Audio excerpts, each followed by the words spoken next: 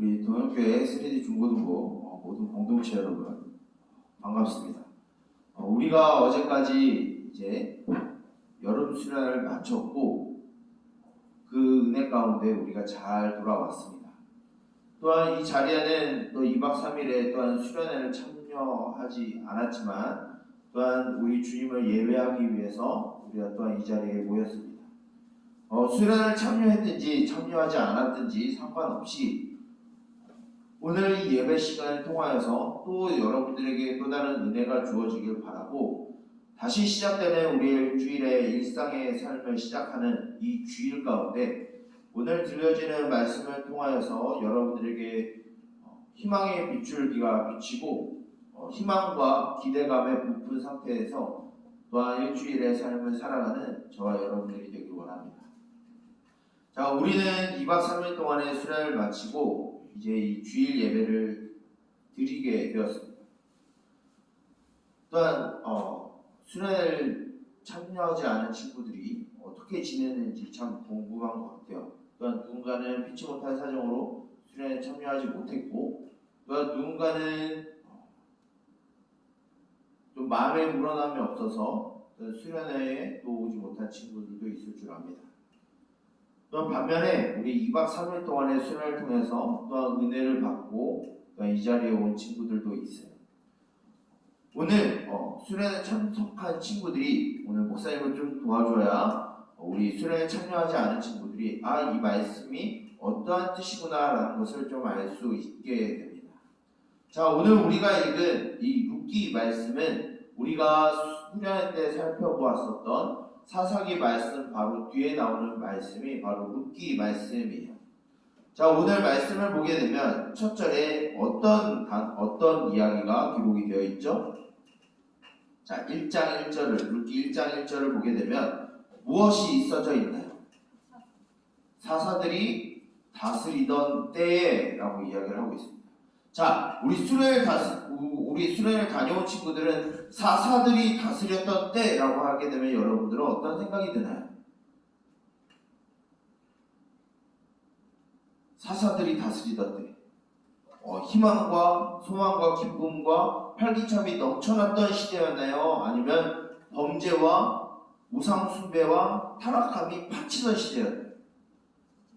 네, 우상숭배와 하나님을 배반함이 판치던 시대가 바로 사사들이 다스리던 때라는 것을 우리가 오늘 1장 1절을 보았을 때 그것을 알아야 합니다. 자, 이 사사들이 다스리던 때에 이스라엘 백성들이 살아가던 그 가나안 땅에 무엇이 왔다라고 되어 있나요? 흉년이 찾아왔다라고 이야기하고 있어요.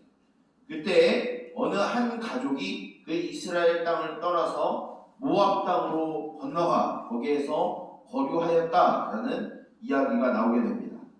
여기에서 한 가족의 이름들이 나오게 되는데 거기에서 가장이 되어지는 사람의 이름이 엘리멜렉이라고 하는 사람의 이름이에요. 이 엘리멜렉이라고 하는 우리가 성경을 봤을 때 그 이름을 유심 있게 봐야 되는 것은 그 이름에 그 뜻이 담겨져 있기 때문이에요. 자, 엘리멜렉이라고 하는 그 이름 안에는 어떤 뜻이 있냐면 나의 하나님은 왕이시다 라고 하는 이름의 제목이 있었어요. 자, 사사들이 다스리던 때 그 평가는 무엇이었나요? 이스라엘 백성들에게 무엇이 없으므로 그들의 갈 길 옳은 소견에 행동하였다라고 이야기했나요?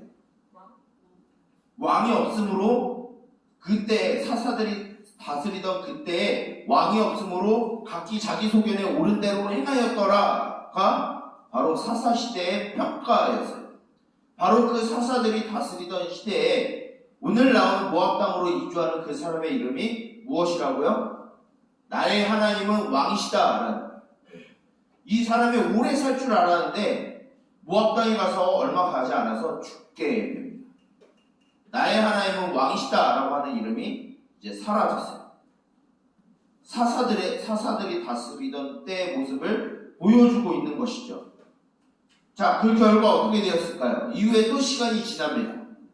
엘리멜렉이 죽고 난 다음에 그의 두 아들 말론과 기륜이란 두 사람도 죽음에 이르게 돼요.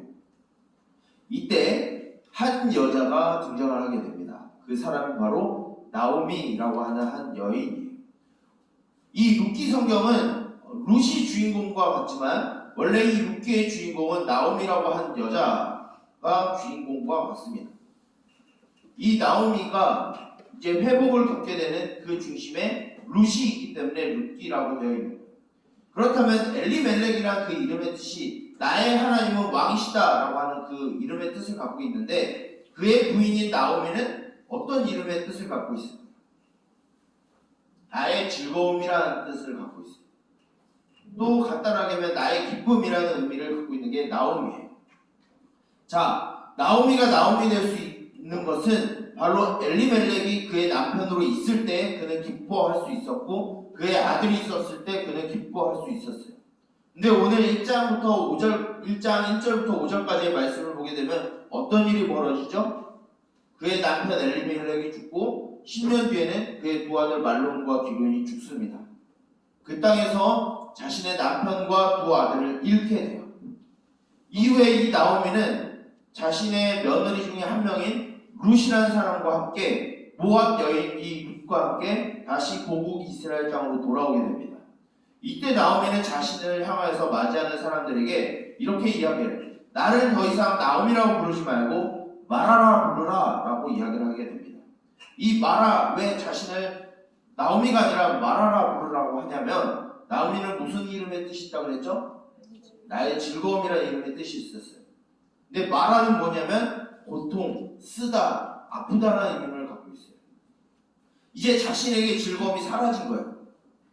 나의 왕 하나님이 사라져버린 이스라엘 백성들의 상태가 이제 나오미의 상태인 거예요. 즉 이제는 아무런 소망도 없고 기쁨도 없고 즐거움이 없는 시대, 즉 사사들이 다스리던 시대는 어떤 시대냐면 칠흑과 같은 어둠의 시기, 또한 암흑의 시기라고 불리는 시기입니다. 이것을 전형적으로 보여주는 게 바로 기쁨을 잃어버린, 나의 즐거움을 잃어버린 고통 중에 있는 나오미를 보여주게 되는 것이죠. 이 시대 가운데 한 줄기의 빛이 이 나오미에게 비추게 됩니다. 그 빛이 누구로부터 오게 되냐면 바로 그의 며느리였던 룻을 통해서 그에게 한 줄기 빛이 보이게 되는데, 어떻게 한 줄기 빛이 보이게 되냐면 오늘날에는 존재하지 않는 제도가 이 당시에 있었습니다. 그 제도의 이름은 뭐냐면 기업을 부른다라는 의미를 갖고 있어요. 오늘날에는 이 기업을 부른다는 의미는 없습니다. 이 고대 이스라엘에게 통용되었었던 제도예요. 기업을 부른다라는 의미는 뭐냐면은 어느 한 가족의 대가 끊겨요. 대가 끊긴 상태에서 이 가족을 위해서 아는 다른 형제나 또 다른 친척을 통해서 그 대가 다시 이어지도록 하는 일을 하는 게 기업을 부른다라는 거예요. 나오미에게 남편이 사라졌어요. 그의 두 아들 말론과 기론이 사라졌어요. 그의 대를 이어줄 사람, 엘리멜렉의 대를 이을 사람, 나의 하나님은 왕이시다라고 부를 수 있는 사람들이 이제 끊겨진 시대에 하나님은 그 나오미에게 룻을 통해서 기업을 물을 자가 한 명 있다라는 것을 보여주게 됩니다. 그 사람이 누구냐면 오늘 읽진 않았지만 보아스라고 하는 한 남자가 등장하게 됩니다. 이 보아스를 통해서 하나님은 룻이 이제 이 보아스에게 결혼을 할 수 있게 하였고, 이것을 통해서 이 룻이 임신하여 아기를 낳게 됩니다. 이것이 이제 나오미에게 어둠 속의 한 줄기 빛, 이 사사들이 다스리던 때 암흑이 가득 찼던 그 시기에 한 줄기의 빛이 이제 비추기 시작을 하는데, 바로 이 보아스와 룻을 통해서 태어난 아기 덕분에 이제 나오미에게 그리고 이스라엘 백성들에게 한 줄기 빛이 이제 비추기 시작을 하게 됩니다. 이 아들의 이름은 무엇이냐면 오벳이라고 하는 이름이 붙여지게 돼요. 그런데 오늘 말씀을 보게 되면 좀 희한한 부분이 있습니다. 목사님은 이 부분에서 이건 좀 다른 사람들을 소개하는 것과 좀 다른데? 라는 의미를 갖고 있어요. 왜 그러냐면 성경 속에서, 특히 구약 성경 속에서 어느 한 사람의 지위와 그 사람의 능력을 보여주기 위해서는 어떤 표현 방법을 쓰냐면 누구누구의 아들, 누구누구의 손자라는 이름을 쓰는데 오늘 오벳을, 이 룻이 낳은 오벳을 소개할 때 그렇게 이야기하지 않아요. 다윗의 아버지, 이새의 아버지 오벳이라고 거꾸로 이야기하기 시작합니다. 오벳의 아들, 이새의 아들 다윗이 아니라 누구의 아들, 누구의 아들 오벳이 아니라 누구의 아버지의 아버지가 오벳이다라는 이름을 쓰고 있어요. 거꾸로 올라가고 있어요. 그 이름은 그 의도는 무엇이냐면 이 오벳을 통해서 이제 나타나게 될 사람이 다윗이라는 사람이다라는 걸 부각시켜주기 위한 거예요. 그럼 이 다윗이 왜 이 시대에 한 줄기 빛으로 등장하게 되는 걸까요? 바로 이 다윗이 나중에 수십 년, 수백 년이 지나서 이제 하나님의 마음에 합한 사람으로 하나님 대신 이스라엘 백성들을 다스릴 왕으로 등극하기 때문이에요.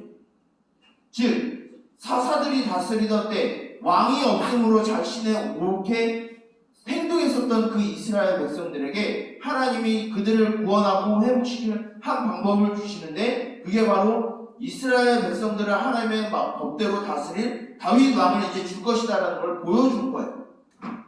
그래서 이 사사들이 다스리던 때 이 암흑에 가득 찬 이 시대에 어둠에 둘러싼 이 시대에 다윗을 하나님이 준비하심으로 인해서 이스라엘 백성들에게 한 줄기 빛을 구원의 빛을 이제 슬며시 비춰주기 시작한 거예요. 그런데 이게 오늘날 우리에게 무슨 상관이냐? 다윗은 이스라엘 백성들의 왕이잖아요. 우리의 왕이 아니에요. 그럼 이게 이 다윗이 왕으로서 이제 준비되었다라는 이 의미가 오늘날의 우리들에게 무슨 상관이 있을까요?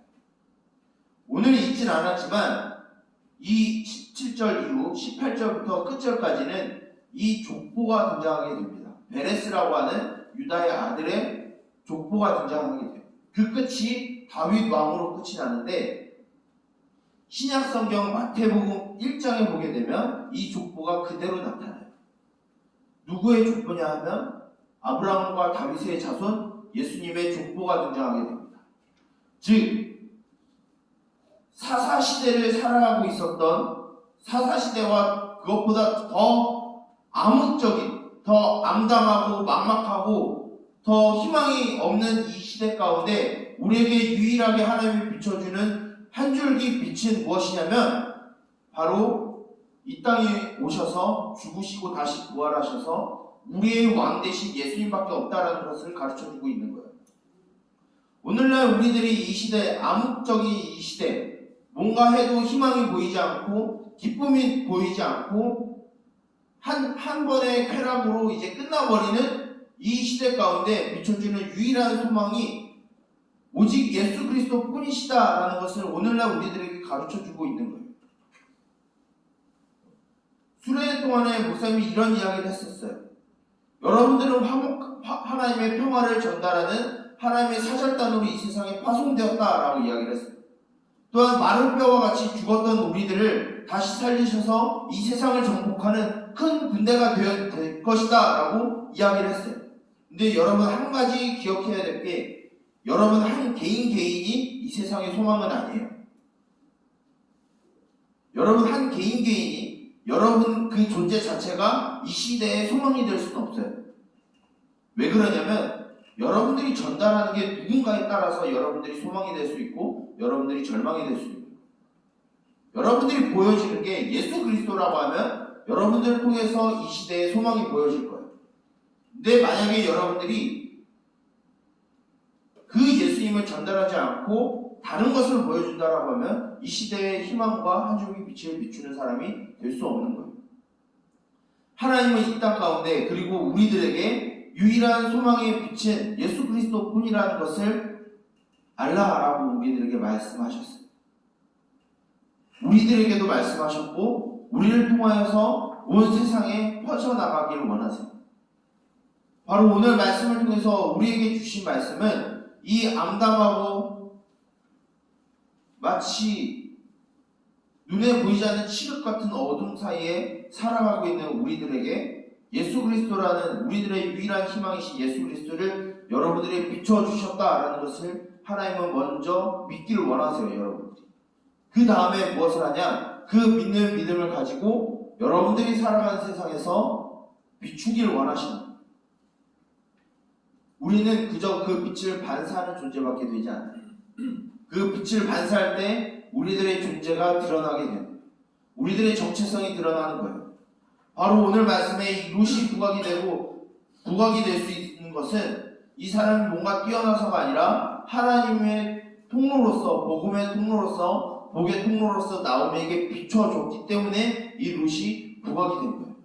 똑같이 우리가 믿는 그 예수 그리스도를 우리가 보여줄 때, 우리가 그 한 줄기 빛을 소망으로 삼을 때 우리를 통해서 이 암담하고 문제 많고 혼탁하고 어두운 이 세상에 빛이 될 수 있는 거예요.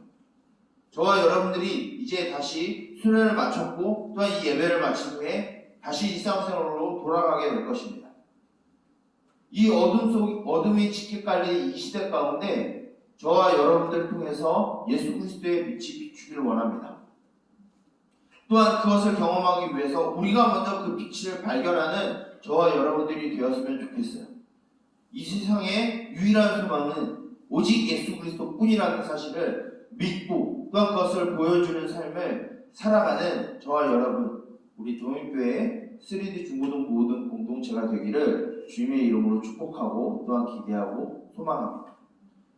기도하도록 하겠습니다. 살아계신 주님, 태초부터 계셨고 그 가운데 생명의 빛을 가지신 주님, 그 주님을 이 세상 가운데 비추는 삶을 살기를 원합니다.